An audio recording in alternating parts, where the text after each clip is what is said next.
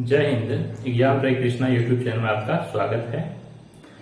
जो भी आपका एग्जाम है वो बिहार पुलिस हो या बिहार एसएससी हो या बिहार दरोगा हो, सभी का सिलेबस को हम देखते हुए, सभी का सिलेबस में जो टॉपिक है उसको देखते हुए आप लोग के लिए मैथ, रीजनिंग और जीके में करंट अफेयर्स और जो आपका जनरल स्टडीज है जिसमें कि हिस्ट्री, ज्योग्राफी, पॉलिटी, इकोनॉमिक्स, ये सभी है, सभी का टॉपिक वाइज हम 5 से 7 मिनट का वीडियो बनाते हैं जो कि आपके एग्जाम में देखने को मिलेगा 100%, क्योंकि जो सिलेबस दिया है उसी से क्वेश्चन पूछता है, उसी टॉपिक से पूछता है। तो टॉपिक वाइज हम बना दिए हैं, तो आज का वीडियो में पूछा जाएगा, 100% पूछा जाएगा। आप लोग विश्वास के साथ इस वीडियो को देखिए, इसको नोट्स कर लीजिए कॉपी पे, और एग्जाम दे करके आएगा तब एग्जाम ट्राई कृष्णा को सब्सक्राइब करिएगा, ठीक है।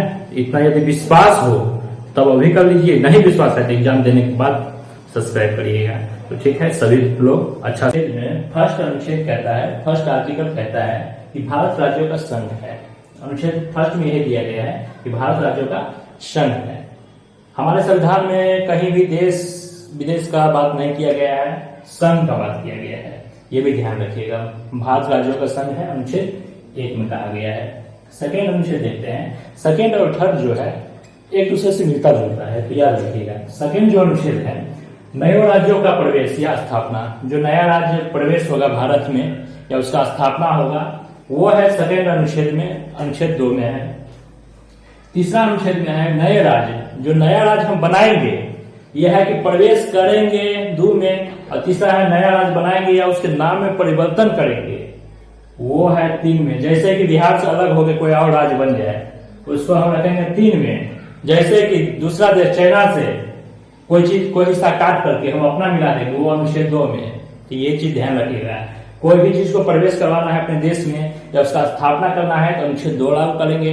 यदि अपने देश के अंदर ही किसी चीज में परिवर्तन करेंगे या नए या नामों परिवर्तन या राज्य बनाएंगे, जैसे बिहार से झारखंड अलग हुआ था, वो अनुच्छेद 3 में होगा, ठीक है। ये कंफ्यूज होता है वो आप लोग का दूर हो जाएगा, ठीक, दूर हो गया होगा। अब कहीं दोनों में अनुच्छेद में कंफ्यूजन तो नहीं है, एकदम नहीं होगा, ठीक। अनुच्छेद 5 कहता है कि संविधान बनने के समय, अनुच्छेद 5 कहता है कि संविधान बनने के समय जो भी व्यक्ति मेरे देश के अंदर था, जब हम लोग का संविधान बना था 26 नवंबर 1949 को पूर्ण हुआ था और लागू हुआ था 26 जनवरी 1950 को।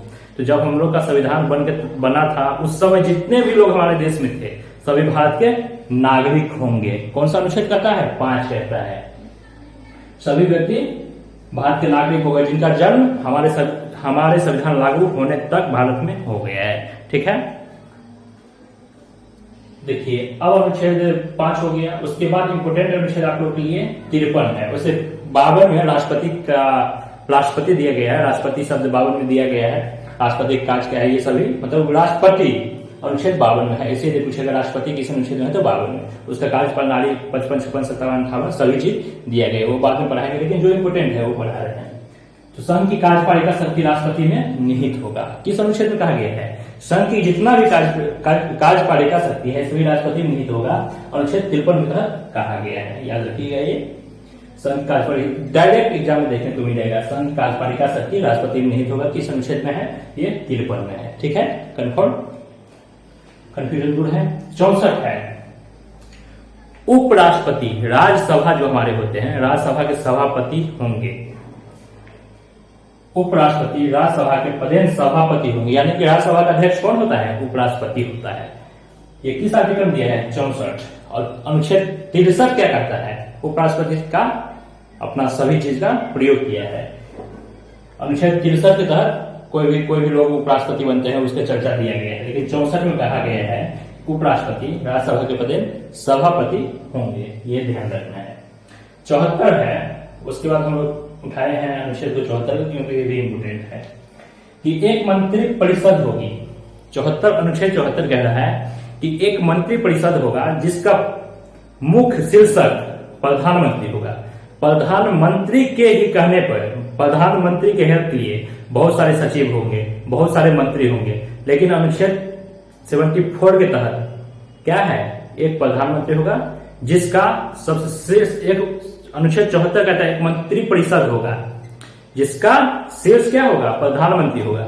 और प्रधानमंत्री के ही हेल्प के लिए बहुत सारे लोग होते हैं, जैसे सचिव हुए और सभी चीज जो है प्रधानमंत्री के हेल्प के लिए रहते हैं। ये अनुच्छेद कौन कहता है, कौन सा अनुच्छेद कहता है, 74, कि एक मंत्री परिषद होगा, उसका शीर्ष पर प्रधानमंत्री होगा। ठीक है। अनुच्छेद 76, भारत में एक महान्यायवादी की नियुक्ति होगा। यदि आप लोग से पूछेगा कि किस आर्टिकल के तहत महान्यायवादी की नियुक्ति होता है, तो वो 76 के तहत होता है। ठीक है। एक चीज और याद रखिएगा, हमारे देश के सबसे कानूनी व्यवस्था के शीर्ष पर कौन है, महान्यायवादी यही होता है। ठीक है। 89, राज्यसभा के सभापति एवं उपसभापति।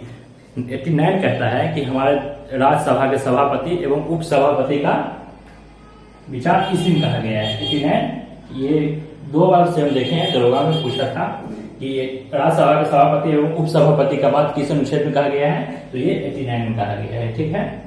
देखिए, जब अनुच्छेद 108 कहता है कि जब हमारे दोनों सदनों के बीच, कौन सा सदन, लोकसभा और राज्यसभा के बीच गतिरोध उत्पन्न होता है, तो उस समय राष्ट्रपति का ये अधिकार है कि वो संयुक्त अधिवेशन बुला सकता है।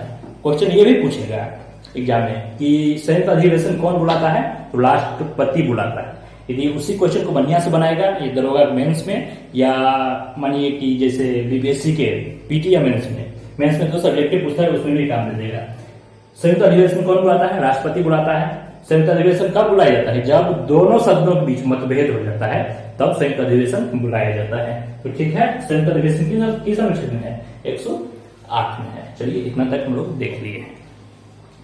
अब देखते हैं 123 अनुच्छेद ये कहता है कि संसद के सत्र नहीं चलने पे, संसद के जब सत्र नहीं चलता है, उस समय राष्ट्रपति को अध्यादेश जारी करने का अधिकार है।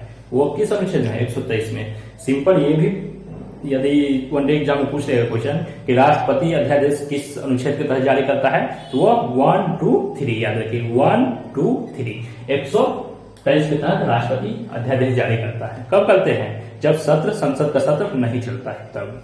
ठीक है। अब देखिए, ये देख लिए 124 में क्या है, 124 में है कि सुप्रीम कोर्ट की स्थापना होगा। सुप्रीम कोर्ट यानी जो दिल्ली में है, उसका स्थापना होगा, अनुच्छेद 124 में कहता है। और यदि बोलेगा सभी राज्य में उच्च न्यायालय की स्थापना किस अनुच्छेद के तहत होगा, तो ये 214, 214। और सुप्रीम कोर्ट की स्थापना 124 याद रखिएगा। सुप्रीम कोर्ट पहले आएगा 124, और सभी राज्य में उच्च न्यायालय की स्थापना होगा 214 याद रखिएगा। ठीक है, उसको उल्टा दीजिएगा। सर्वोच्च न्यायालय की स्थापना 124 में है। ठीक है। 129 कहता है कि सर्वोच्च न्यायालय एक अभिलेख न्यायालय है। किस अनुच्छेद के तहत, 129 के तहत। सर्वोच्च न्यायालय एक अभिलेख न्यायालय है, ये 129 के तहत। और उच्च न्यायालय एक अभिलेख न्यायालय है, ये किस अनुच्छेद के तहत, ये याद रखिएगा 226 के तहत। यहां देखिए, ये 129 है, सर्वोच्च न्यायालय एक अभिलेख न्यायालय होगा 129 के तहत। और इसके नीचा में ही लिख लीजिए कि उच्च न्यायालय, ये तो सर्वोच्च न्यायालय हो गया दिल्ली वाला, उच्च न्यायालय जो सभी राज्य में होते हैं, उच्च न्यायालय एक अभिलेख न्यायालय होंगे। ये किस अनुच्छेद में है, तो ये 226 में है, देख लीजिएगा। ठीक है। अब अनुच्छेद है आप लोग का 148, जो कि बहुत इंपोर्टेंट है, ये भी लिखिएगा। नियंत्रक एवं महालेखापाल परीक्षक की नियुक्ति करेगा कौन, राष्ट्रपति। किस अनुच्छेद के तहत, 148 याद रखिएगा। नियंत्रक एवं महालेखापाल परीक्षक की नियुक्ति राष्ट्रपति के द्वारा किया जाएगा किस अनुच्छेद के तहत, 148 कैग, जिसको हम लोग कैग बोलते हैं। ठीक है।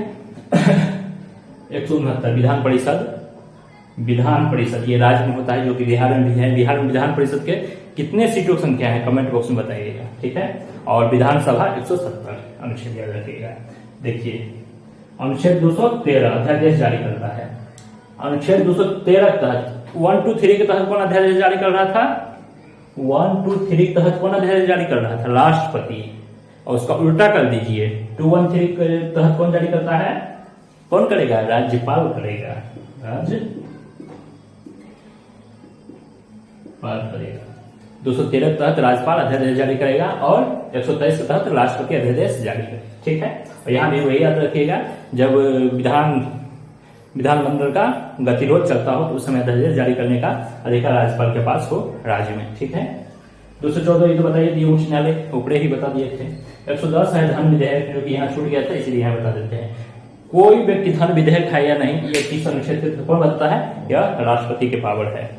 अब धन विधेयक क्या होता है पता नहीं, धन विधेयक के तहत राष्ट्रपति भी नहीं आते हैं, लेकिन कोई व्यक्ति धन विधेयक है या नहीं यह किसको पता है, राष्ट्रपति को पता है। और उसका परिभाषा क्या है पता नहीं, आज तक नहीं पता चला है। 112 में है वित्त विधेयक। 112 में क्या है, वित्त विधेयक। एक चीज ध्यान रखिएगा, संविधान में बजट शब्द का कहीं प्रयोग नहीं है, लेकिन एग्जाम में यदि पूछते बजट किस अनुच्छेद में है, 117 याद रखिएगा। ठीक, तो इतना जो अनुच्छेद आप लोग को हम बताए हैं बहुत ही इंपोर्टेंट अनुच्छेद है।